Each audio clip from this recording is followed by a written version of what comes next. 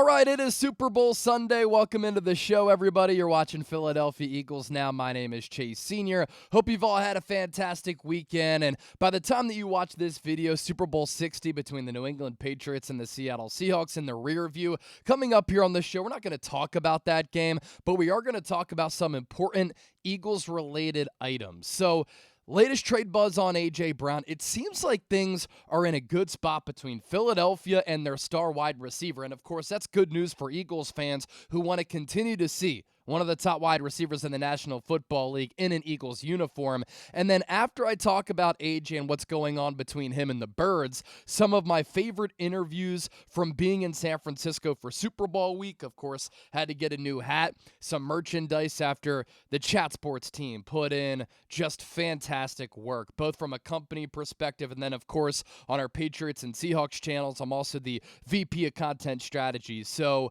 I had really an executive role for much of the week in helping streamline our coverage in the lead up to Super Bowl 60. And so, in case you missed it, I was joined this week by Greg Cosell, who has been an executive producer at NFL Films for nearly 50 years. He's one of the brightest football minds in the industry, and he is a Philadelphia area guy. So I asked him about Landon Dickerson, Lane Johnson, Sean Mannion, some shuffling potentially along the offensive line, and what the direction is going into the future for this Eagles offense. I also caught up with E.J. Smith, who covers the Eagles for PHLY. He is a favorite reporter for a lot of people who cover the Birds, and I went to Temple University with him. We used to be grinding away for the Temple newspaper when we were students there, so it was good to talk to him about some Eagles-related items as well, Vic Fangio and other stuff. And then former Eagle Christian Ellis, he is on the Patriots now, starting linebacker, and I talked with him about his Eagles tenure because after he was a UDFA, he really got his start with the Eagles, and then he was released so that the Eagles could make room for Shaq Leonard. Ugh, yikes. Kind of a rough move for Howie Roseman, a rare miss by him. And after getting let go by the Eagles, that was during the 2023 season when he was primarily a special teams player, he latched on with New England and has really started to find his stride, and he's turned into a really good player. So I asked him how that Eagles stint in getting his career started has helped to turn him into the player who he is today. And how about the NFL bloodlines for him? His dad played in the NFL, 3 brothers NFL players too. So stay tuned for those interviews. But let's begin here.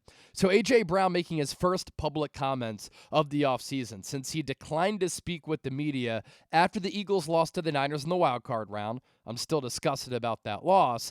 And then the following day during locker room cleanout day, AJ also did not speak with the media. The only thing that we saw or heard from him was him signing a couple of jerseys for Quinyon Mitchell and Cooper DeJean to celebrate their first team All-Pro seasons.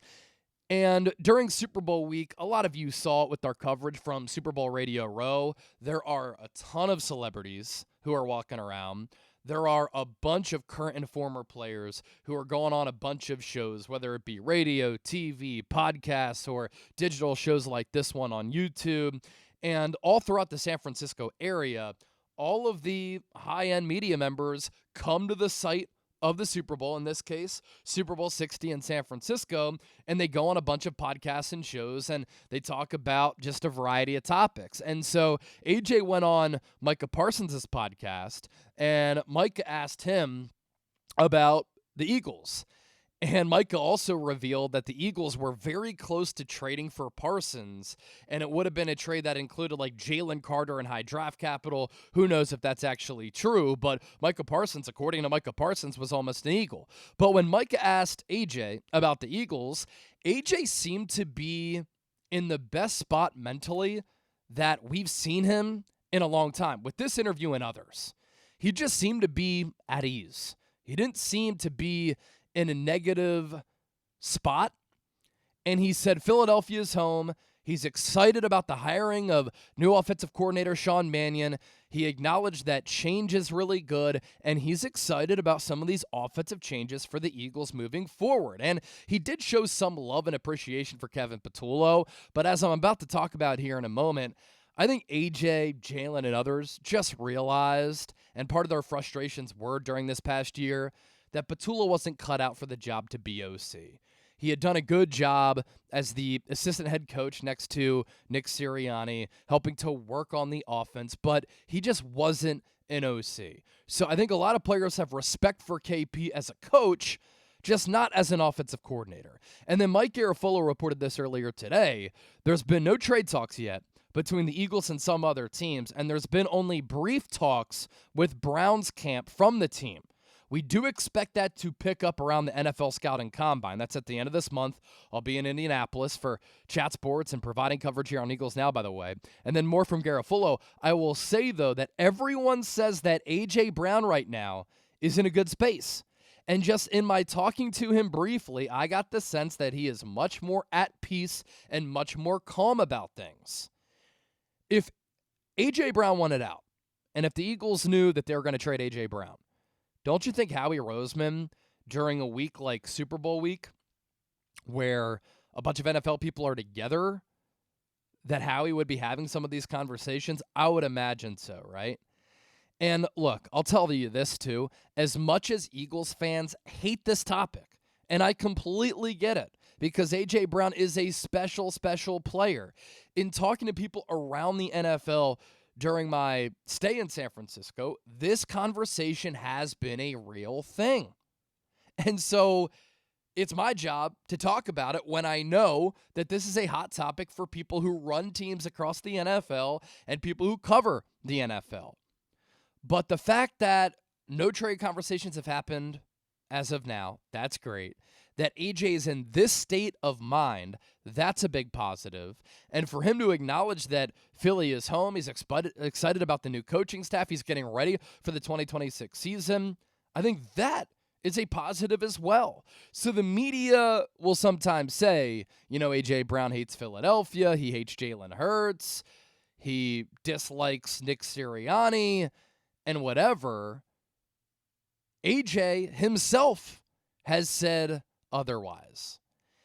And then Rob Motti of the Associated Press caught up with Jalen Hurts, and he said that Jalen Hurts is in the best state of mind that he's been in a long time. And when he was around Jalen at the Pro Bowl, and when other teammates were around Jalen at the Pro Bowl and this offseason, they have noticed that Jalen is in the best spot mentally that he's been in a long time. So if AJ and Jalen are not happy, doesn't that lead us to believe that Kevin Patullo this past year was the problem, and that's who everybody was very frustrated with and frustrated by? Hopefully that is the case. Because also in talking to other people around the NFL this week, a lot of people like the Sean Mannion hiring. And Clint Kubiak is the OC for Seattle. After the Super Bowl, he's going to take the head coaching job with the Las Vegas Raiders. Mike McDonald was looking at Sean Mannion as probably the top candidate to be the Seahawks' new OC as they're in that Super Bowl window. A lot of people around the NFL are speaking very highly of Sean Mannion as a football coach despite the inexperience. So as we're about to talk about with Greg Cosell, there's going to be a learning curve. It's going to take a little while. There are going to be some adjustments. But I think this hiring has an opportunity to really work out for the Eagles and then benefit some of these players on the offensive side of the football. All right, coming up next, Greg Cosell, E.J. Smith, Christian Ellis, some great interviews from Super Bowl week. Enjoy that. Enjoy the game. If you're watching this after the game, coverage to come all throughout the week and every day, because that's what we do here on Eagles Now, and that's why you hit that sub button. A lot going on with the Philadelphia Eagles. I'd love to ask you about the addition of Sean Mannion. What do you think about the hiring of an inexperienced young offensive coordinator who's going to bring some new concepts to the Eagles? I love it. I think at some point you have to have change. And, I mean, I think people would probably say even in the building that this year was not as a good season. It didn't end the way they wanted, so they felt it was time for a change. I love giving young coaches an opportunity. They all have to start somewhere. I love the infusion of new ideas. I think that's really good because then you challenge the players, you know, because I think when players, there's pros and cons to everything. Obviously, if a player's in the same system for a long time, that's good. But if it's, for whatever reason, it sort of seems like it stalls, you want an infusion of new ideas. I think it's great. I mean, this team's been very, very successful. I know probably in Philly, I'm sure there's a lot of angst right now and people are probably not happy. But you can't lose sight of the fact that this team wins they've won a lot of games. They've been in 2 of the last 4 Super Bowls. Nick Sirianni, no one knows the division of labor in the building. You have to be there. But he's the head coach. He's done a phenomenal job. Look at the record. That's what you have to go by. So the infusion of new talent on the offensive side, challenge Jalen Hurts, challenge the offense. I love that. You mentioned Jalen Hurts. Do you think that he can thrive in this Kyle Shanahan, Sean McVay, Matt LaFleur type of system? It's funny. I wouldn't have thought so necessarily based on the way in which he plays, what his strengths are and his limitations are. But they obviously believe he can, or they wouldn't have done what they did. Now, I think it'll be a work in progress. I think it'll take some time. What they probably hope is that Jalen is open to it. We know sometimes he can be stubborn. That's his personality. But they wouldn't have done this if they didn't believe that he could thrive in it. Because they're not hiring people because they think Jalen Hurts can't play in it. So, it might take some time. It's a brand new offense. The terminology is different. The methodology is different. The way it's taught is different. But he's a veteran quarterback. He's had success in the league. They believe he can do it. Let's wait and see. In this transitional phase, new change at offensive line coach and with a new run game coordinator coming in, were you surprised about the Jeff Stoutland news? Not really. Your reaction to that and why you think this could be beneficial for this Eagles offense moving forward? Well, I guess in some ways I wasn't surprised just because the run game with that sort of McVay-Shanahan style, which is that's Mannion's background, I think that there's a specific kind of run game that is taught. And look, I'm not saying Jeff Stoutland doesn't know that, but I think they wanted to bring in someone, who really is schooled in it and starts from scratch and teaches that. Now, they've got some potential O-line issues. Juergens did not have a really good season, and he was hurt a lot. There's a lot of talk about Dickerson now. He's a guy, unfortunately, that's been injured so much going back to college. I read a report that, he's considering retiring. I mean, they might have to retool that whole offensive line. I mean, Lane Johnson is 35, 36? Who knows what he's going to do? Unfortunately, and I think he's a first ballot Hall of Famer, but unfortunately he's been hurt a lot. You get older, father time catches up to everyone. So they probably have to retool the O-line, and they might look for a different kind of player given the new scheme. Here with E.J. Smith of PHLY, doing a great job covering the Philadelphia Eagles. And I've said this on the show because we've referenced your reports that we went to Temple University together. Really? And yeah. You have a writing background, but you've made the switch to digital and you're crushing it. Just want to ask you how you've enjoyed that experience. It's been fun. Yeah, no, it's been a different medium for sure. I come from a newspaper background, but it's been enjoyable. I get to talk about the Eagles every day. It's definitely could be doing worse things, right? I've seen a lot of Eagles fans say when asked about who the best people are who cover the Eagles from more of like a beat perspective, a lot of people are saying, EJ. It's crazy your eyes, man. Yeah, I mean, listen, there's a lot of really good Eagles beat reporters. I'm always flattered when people say they follow my work. But yeah, no, I mean, I've been trying to tell people something they don't know about their favorite team. That's always what I try to do with my reporting, and I'm glad that people can appreciate that, yeah. You've got a lot of good reporting here from Radio Row. Let's first talk about Vic Fangio. I had been hearing it was up in the air that most likely he was going to come back, but maybe he was going to step away. And then you reported, looks like he's coming back. And then last night that news made official. What do you know about that whole situation and what transpired? Yeah, no, I mean, it was definitely on the table. He seriously considered retiring. It was a long season for a lot of those guys. It was a tough way to end the year. And I think Vic, every offseason, really does consider how many more years he wants to coach and if he wants to keep coaching. So, my understanding was that the team had contingency plans in place. They started to think about succession planning for Vic. But after much persuasion, Vic decided he wanted to come back. And, I've heard people wonder, why Christian Parker took the Cowboys defensive coordinator job. I think Christian Parker probably didn't want to wait to see what Vic Fangio's decision was going to be.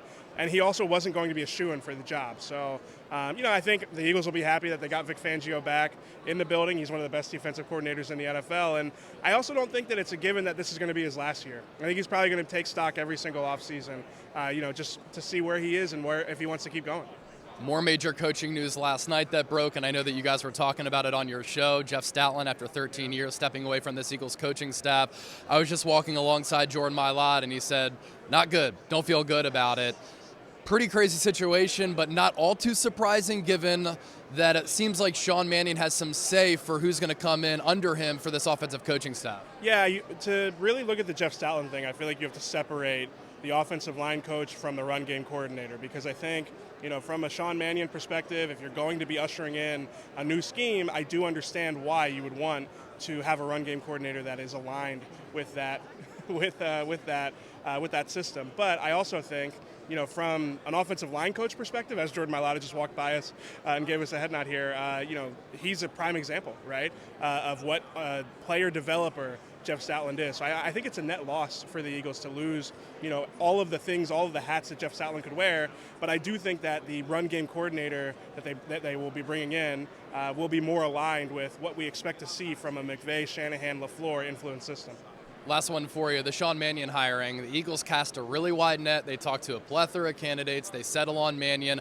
I'm intrigued by it. What do you think about that move? No, I think that they hired him for the coach that he will be next season and moving forward. He was somebody who wasn't necessarily, one of the most in-demand candidates, but, being here especially, you hear a lot of people have a lot of good things to say about what he did as a player to prepare to become a coach. And I think, it's a projection. There's no really way around it. As a play caller, as the one authoring the scheme, you don't really know what you're getting in Sean Mannion, but I do think that the Eagles, their fact-finding mission on him would have revealed that he is somebody who has been around a lot of good coaches and has a real vision for what he wants it to look like. So I think it's going to be interesting. I think it's going to be a big change, though. I think it's going to be major changes for the Eagles offense. I know they let you go, but you did kind of get your start with the Philadelphia Eagles. Did your time there help prepare you for the player who you are today, where you're a starting linebacker for a team that has a chance to make a Super Bowl? And that could be coaching, it could be the players around you, or just the organizational culture. Yeah, honestly, the trials and tribulations I experienced there, being cut so many times, that refined me as a man, refined me as a player. It really focused me. So I'm very appreciative for them, and first giving me the opportunity to play. It was a huge honor, but that definitely helped me to where I am now. So I definitely don't take it for granted.